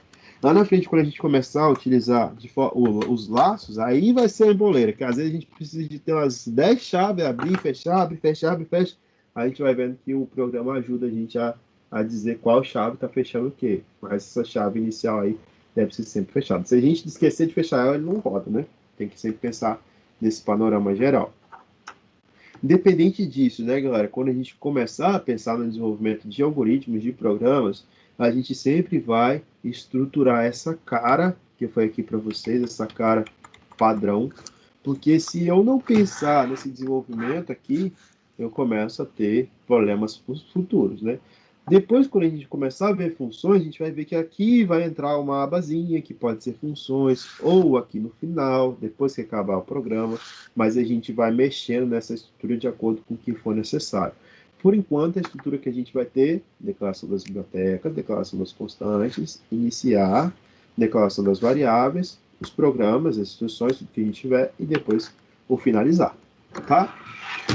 Eu tenho que falar com vocês duas coisas adicionais, além disso tudo, né? Falar sobre o trabalho avaliativo de vocês. Eu não passei ainda porque a gente precisa de ter a próxima aula também com relação ao trabalho, para vocês terem essa ideia. O que eu vou ter agora para a próxima aula? O que a gente vai fazer, o que a gente vai combinar? Primeira coisa é que vocês vão ter que pesquisar esses tipos de variáveis aí, tipo de biblioteca em C. Segunda coisa, no sábado, sexta para sábado, provavelmente, eu vou postar um vídeo para vocês com outros 3 exemplos de algoritmos. Esse vídeo eu vou mostrar um algoritmo geral e resolvendo ele. Algoritmo geral resolvendo ele, tanto no papel, né, escrito no papel, quanto no próprio prompt, no computador ali. Então a gente vai trabalhar com essa ideia agregada. Vocês vão assistir o vídeo, né? Para que na próxima aula vocês já tenham isso bem reforçado. Então, assistir o vídeo, vou deixar algumas atividades lá no portal para vocês também. Aqueles que tiverem tempo, façam. Aqueles que não tiverem tempo, a gente discute na sala de aula. Isso também é sempre conversado, né? E aí, em cima desse vídeo, dessas atividades, a gente vai partir a próxima aula com um passo a mais, que é conseguir juntar isso com a declaração das variáveis, com o tipo de dado, como que a gente faz para poder chamar, salvar, né? Compilar esses números para a gente não ter dúvida. Beleza? Então, a respeito disso, eu espero que tenha ficado uma introdução bem bacana. Algoritmos, assim como cálculo, assim como as disciplinas mais chave, são disciplinas que podem causar aí uma impressão positiva ou negativa no aluno, traumatizar ou não, cara. Então, eu sempre tento levar o mais tranquilo possível para poder brilhar os olhos de quem está vendo e, de fato, o cara conseguir executar alguma coisa que seja favorável para o curso, né? Ao invés de ficar sempre com medo da execução daqueles algoritmos mais perturbadores. Os algoritmos pesados, perturbadores, a gente vai resolvendo com o tempo. As coisas, por exemplo, se eu desse um exemplo aqui, ó, o Gabriel, o Lucas, que está aí, o Lucas Barros, o Lucas, a Thalita, que está aqui na tela principal. Se porventura vocês tiverem uma operação que seja aí da cunha pessoal de vocês, vocês vão querer executar tudo o melhor possível. Eu quero fazer um programa para poder calcular minhas operações diárias, eu vou executar, vou calcular, então vai poder ter erro, porque se tiver erro vai te influenciar. Então essas coisas que são mais individuais acabam levando para a gente uma característica de fazer com vontade. E é isso que no final a gente espera. Então, com relação ao trabalho, na próxima aula eu já vou passar o trabalho para vocês, tá? O trabalho vai no 4,5, né? Esse trabalho aí vai ser executado em grupos de até 5 pessoas. A gente vai trabalhar em cima dos conceitos, a gente vai desenvolver. Claro que no dia que eu passar o trabalho, vocês não vão saber fazer o trabalho por completo, isso vai ser normal, uma listinha por completo. Mas a gente vai aprendendo durante as aulas, né, de como fazer, de como ir juntando, e nada impede que vocês também sanem as dúvidas durante a aula, que vocês peçam para a gente resolver. Se precisar, a gente marca o segundo horário. Vocês já estão livres para poder comparecer pela manhã, vocês estão livres para poder pedir ajuda no que vocês precisarem, usar o fórum para discussão para a gente conseguir ter o maior fluidez no semestre possível. Beleza a todos? Tudo certo? Algum questionamento, alguma dúvida, alguma ponderação? Fiquem à vontade. Professor, onde você está postando suas aulas gravadas? Que a primeira aula... eu não sei o que aconteceu na primeira aula, não sei se ficou aqui no Teams, se vocês viram aí no chat, mas normalmente pelo chat vocês conseguem acessar. Vocês não conseguiram acessar, deixa eu parar aqui.